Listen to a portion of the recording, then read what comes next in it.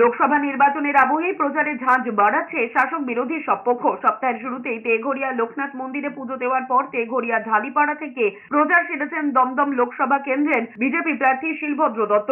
এদিকে বহরমপুরের মধুপুরে হুটখোলা গাড়িতে করে প্রচার ও জনসংযোগ সেরেছেন কংগ্রেস প্রার্থী অধীর চৌধুরী। রাস্তায় অসংখ্য মানুষ হাত তুলে অধীর চৌধুরীকে স্বাগত জানিয়েছেন। প্রচার চলাকালীন অধীর চৌধুরীও উপস্থিত দর্শকদের উদ্দেশ্যে চকলেট ছুড়ে দিয়েছেন। এদিকে প্রচারে বেরিয়ে নেতাজি সুভাষচন্দ্র বসুর পৈতৃক ভিটে কোদালিয়ায় গিয়ে মাল্যদান করে শ্রদ্ধা জানিয়েছেন যাদবপুরে তৃণমূল কংগ্রেসের প্রার্থী সায়নী ঘোষ।